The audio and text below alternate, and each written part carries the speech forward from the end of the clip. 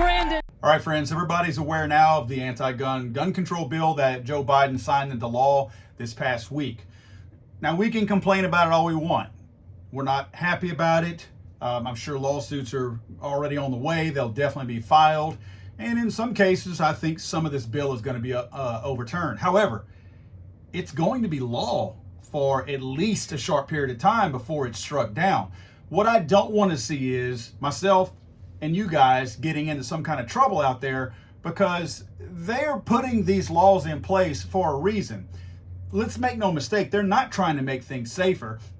None of these laws make children safer, not a one. It was all triggered by some children who got shot in Uvalde, but none of this applies to making any child safer. None of it does. So all this is intended to do is trick us and get us in trouble and disarm a large populace of the American public. That's what it's going to do. I'm going to try to help everyone not let that happen to them. They've built into this law somewhat of an expansion of the engaged in business section by striking out the principal objective of livelihood and profit in what describes a dealer and putting in there to predominantly earn a profit.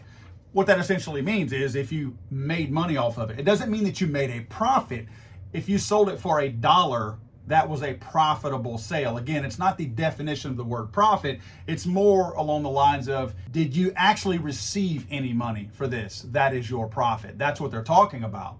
So what I'm concerned with is I'm concerned with people who are going to be engaged in a private sale and get trapped as being, since they received money, getting trapped as being a firearms dealer. Now, there is some portions that they're replacing in the current U.S. code, but there's also some portions in the U.S. code that are remaining that should protect you. I'm no attorney, but this is what I've done. I already have a firearm bill of sale that I use. If I'm going to transfer firearms and not use an FFL because I don't need one, I don't need the government's permission whenever I'm making a transfer, but I still want to protect myself. So I have a firearms bill of sale that I have come to use over the years. It just has basic data on there that the person that I'm selling to or buying from will fill out, as well as myself, some information that they keep a copy and I keep a copy, just in case the gun is used in a crime somewhere or gets lost or stolen and is used in a crime, and therein we're trying to protect ourselves.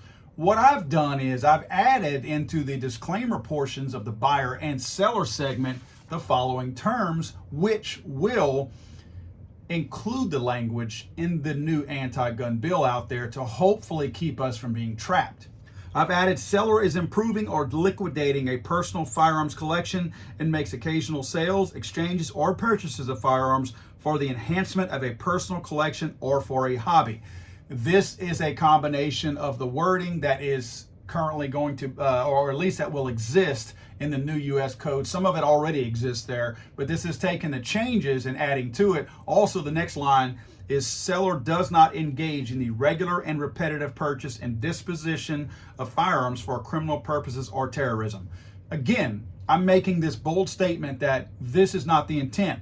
All they're really going to use is they're going to use technicalities against you and I to get us in trouble and to try to make us felons. By putting this on here, I am stating on a document that is a legal document between me and that seller that I'm not engaging in this type of sale, that this is a legitimate sale, and this is what it's for, and I'm clarifying that up front. I also do the same on the buyer, that the buyer is improving or liquidating a personal firearms collection and makes occasional sales, exchanges, or purchases of firearms for the enhancement of a personal collection or for a hobby, and that the buyer does not engage in the regular and repetitive purchase and disposition of firearms for criminal purposes or terrorism. So that they can't come back and say later on that, oh, you didn't disclose that you weren't doing this for your collection, so therefore you must be a non-licensed dealer, and guess what? You go straight to jail, do not pass go, you go to jail right now.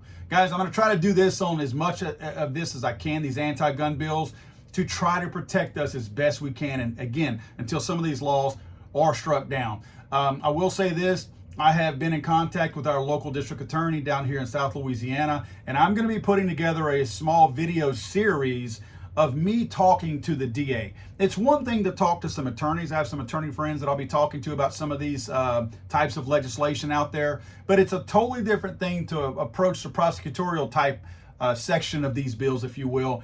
and to see how they would be implemented or used against you, especially in your area. This just happens to be where I live, and luckily I know my district attorney, and he has agreed to actually help me put together a video series. So look for that video series. Probably in the next week or so, we should start having those come trickling out.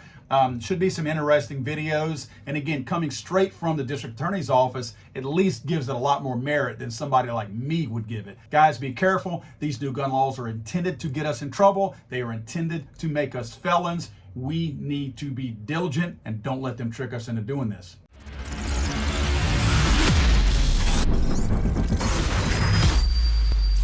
Let's go, Brandon.